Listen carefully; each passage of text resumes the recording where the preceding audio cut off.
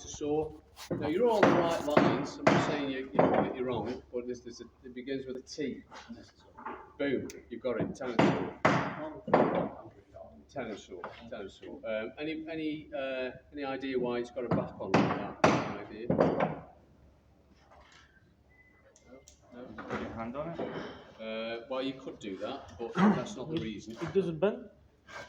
Yes, you're on the right lines there. Yes, it keeps it straight and in tension. Okay, so that's why a tennis saw's got a back on like that.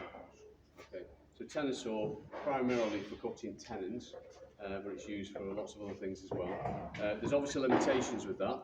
You can only go as deep as that'll allow you to. So it's called like a hand saw.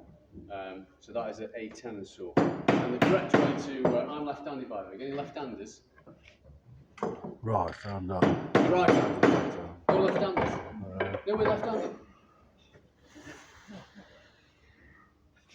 Okay.